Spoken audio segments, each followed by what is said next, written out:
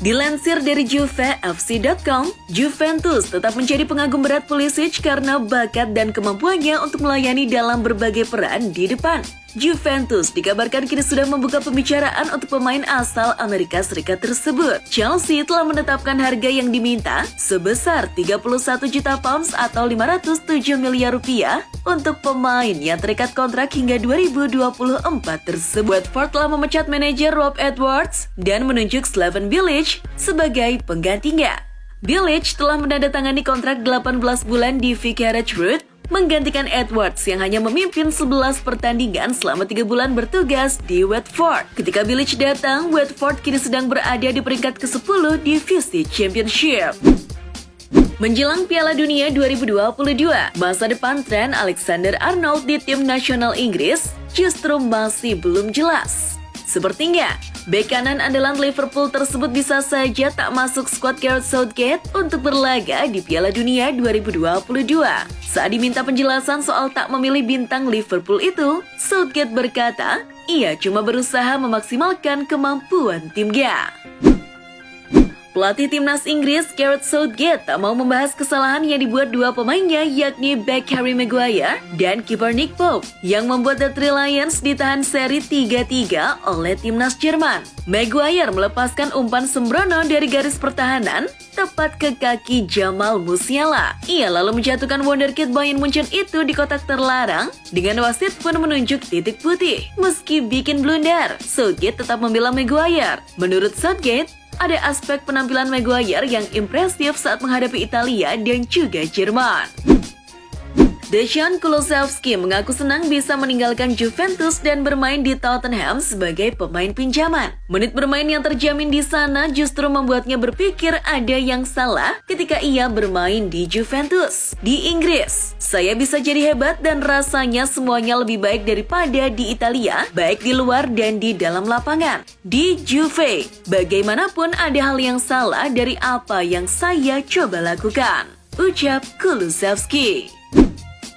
Pelatih Stefano Pioli bisa sedikit bernafas lega karena salah satu strikernya, Ante Rebic, dilaporkan kembali ke skuad AC Milan jelang menjalani jadwal padat dalam beberapa pekan ke depan. Sebelumnya, Rebic menjalani operasi hernia yang membuatnya absen dari beberapa pertandingan terakhir. Rebic dapat kembali bermain pada 3 laga ke depan menghadapi Empoli, Chelsea di ajang Liga Champions, dan Juventus pada Giornata ke-9 Serie A Italia. Atletico Madrid bisa membuat langkah berani untuk bintang Aston Villa, Emiliano Martinez, jika Jan Oblak meninggalkan klub musim panas mendatang. Kontrak pemain Slovenia akan habis pada akhir musim dan belum memutuskan rencananya untuk menandatangani kontrak baru dengan Los Rojiblancos. Di sisi lain, Martinez terikat kontrak dengan Villa hingga 2027 setelah menandatangani perpanjangan 3 tahun dari kontrak sebelumnya pada 2022, dan Villa telah mematok sekitar 30 juta pounds untuk melepasnya pergi.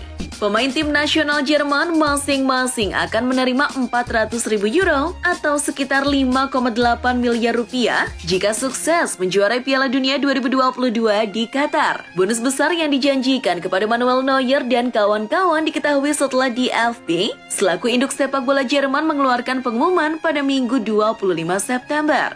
Nominal tersebut meningkat dari bonus yang dijanjikan pada Piala Dunia 2018 di Rusia. Kala itu, DFB menjanjikan bonus sebesar 350.000 euro jika timnas Jerman berhasil menjadi juara. Gelandang Juventus, Paul Pogba, dikabarkan berusaha untuk menjalani pemulihan lebih cepat dari jadwal yang sudah ditentukan. Gelandang Prancis itu dilaporkan sangat ingin menambah menit bermainnya bersama Juve demi tampil di Piala Dunia 2022. Paul Pogba diketahui mengalami cedera meniskus pada lututnya yang membuatnya absen dari lapangan. Pogba saat ini ia sudah berlatih di gym dan kolam renang untuk mempercepat proses pemulihannya. Kabarnya, nasib pemain 29 tahun itu akan ditentukan dalam 10 hari ke depan sebelum dirinya diperbolehkan tampil lagi atau tidak. Ex-striker Aston Villa Gabriel Agbonlahor menyebutkan bahwa Gabriel Jesus merupakan rekrutan yang lebih baik ketimbang Erling Haaland di Premier League musim ini. Meski jumlah gol Haaland untuk City lebih banyak daripada Jesus untuk Arsenal,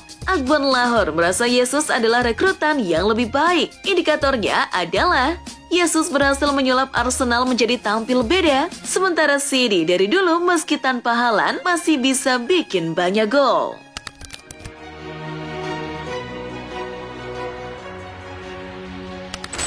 Portugal harus menyerah dari tamunya timnas Spanyol pada laga terakhir grup A2 UEFA Nations League 2022. Cristiano Ronaldo dan kawan-kawan takluk 0-1 dari La Furia melalui gol tunggal Alvaro Morata di menit ke-88. Atas hasil ini, Spanyol keluar sebagai jawara grup dengan nilai 11 poin. Di laga-laga, Swiss sukses membungkam Republik Ceko dengan skor 2-1. Roman Freuler membuka skor Swiss di menit ke-29. Hanya berselang 1 menit kemudian, Bril Embolo menggandakan skor untuk Swiss. Di akhir babak pertama, Patrick Schick sempat perkecil kedudukan bagi Ceko dengan skor 2-1 bertahan bagi kemenangan Swiss. Brazil kembali lanjutkan tren positif di laga uji coba melawan Tunisia di Stadion Parc des Princes. Neymar dan kawan-kawan sukses menang dengan skor 5-1. Lini serang Brazil tampil luar biasa pada laga ini. Pesta 5 gol Brazil datang dari aksi Rafinha di menit ke-11 dan menit ke-40. Richarlison pada menit ke-19, Neymar menit ke-29, dan Pedro pada menit ke-74. Tunisia sendiri mendapatkan 1 gol hiburan dari aksi Motasar Talbi pada menit ke-18. Lengkap sudah kontestan Final Four UEFA Nations League 2022. Spanyol menjadi tim terakhir yang memastikan diri ke babak 4 besar. Spanyol menyusul 3 tim lainnya yakni Kroasia, Italia, dan Belanda yang telah lebih dahulu lolos. Semifinal UEFA Nations League dijadwalkan berlangsung pada 14 dan 15 Juni 2023 dengan jadwal pengundian belum ditentukan. Laga pamungkas sendiri digelar 18 Juni. Gelandang serang Jerman Thomas Müller mengakui performa impresif Real Madrid di pentas Liga Champions musim lalu dapat menjadi contoh buat Die Mannschaft saat tampil di putaran final Piala Dunia 2022. Carlo Ancelotti, ujar Müller, menjadi sosok kunci dalam kemampuan impresif Los Blancos tersebut. Pemain Bayern Munchen itu pun mengaku sudah belajar dari Ancelotti saat masih menukangi Die Rotten pada 2016 hingga 2017. Neymar Junior membutuhkan 2 gol lagi untuk sejajar dengan legenda hidup sepak bola Brasil, Pelé. Saat ini Neymar sudah mengemas 75 gol dari 121 pertandingan timnas Brasil. Ia berjarak 2 gol dari Pelé yang mencetak 77 gol untuk Brasil. Bukan tak mungkin, peluang Neymar untuk menjadi pencetak gol terbanyak Brasil sepanjang masa terbuka sangat lebar, mengingat Piala Dunia 2022 ada di depan mata dan usia Neymar masih tergolong usia emas pesepak bola. Orang-orang telah berpikir bahwa Lionel Messi tidak akan membuat keputusan tentang masa depannya sampai setelah Piala Dunia berlangsung di Qatar. Namun sebuah laporan telah muncul dari Catalonia bahwa Messi telah mengesampingkan satu opsi untuk musim panas mendatang. BTV, seperti dilansir Miguel Blasquez, mengabarkan bahwa Messi tidak akan melanjutkan karir di Paris Saint-Germain ketika kontraknya habis tahun depan.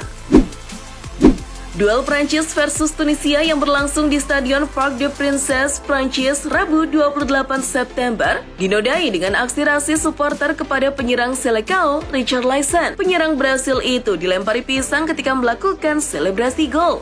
Melihat pemainnya menjadi korban rasis, Federasi Sepak Bola Brasil, CBF, langsung angkat bicara. CBF mengecam tindakan yang diskriminatif dan mengutuk aksi rasisme di dunia sepak bola. Mantan gelandang Manchester City, Aston Villa, dan Everton, Fabian Delph mengumumkan gantung sepatu di usia relatif muda yakni 32 tahun. Delph memutuskan gantung sepatu setelah gagal mendapatkan klub baru. Klub terakhir yang dibelanya adalah Everton pada musim lalu. Delph belum mengumumkan apa yang ingin dia lakukan setelah karir bermainnya berakhir.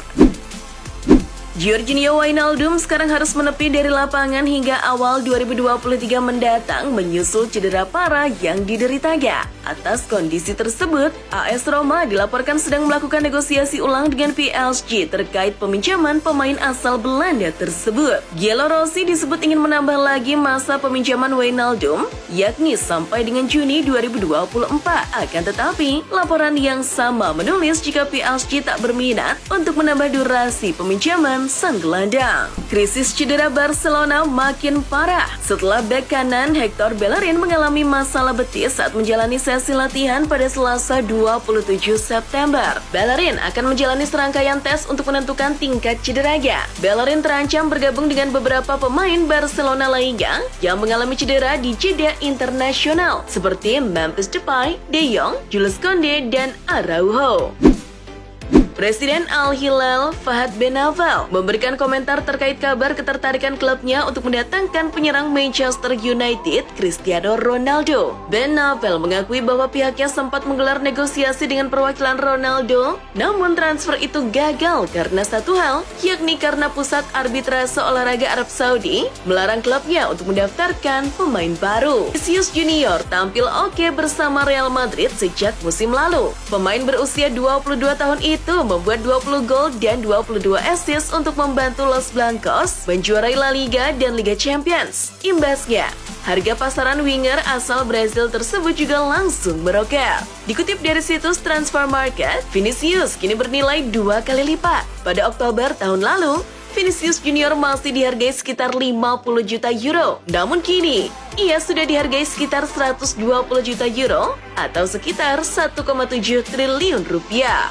Inggris dan Prancis bisa menghadapi rute sulit di putaran final Euro 2024 karena mereka tidak akan diunggulkan dalam undian kualifikasi. Pot unggulan ditentukan oleh peringkat akhir di babak grup UEFA Nations League 2022, di mana kedua negara berada di luar 10 besar. Kedua negara kemungkinan akan menempati tempat di pot 2 untuk pengundian yang berlangsung pada Minggu 9 Oktober. Timnas Indonesia kembali kandaskan Curaçao pada laga uji coba di Stadion Pakansari Bogor Selasa malam. Dimas Derajat membawa skuad Garuda unggul di awal babak pertama, memanfaatkan bola rebound. Curaçao sempat menyamakan skor melalui aksi Jeremy Antonise. Namun, Indonesia kembali menyerangkan bola lewat sentuhan Dendi Sulistiawan di menit-menit akhir laga. Skor 2-1 bertahan untuk kemenangan Indonesia.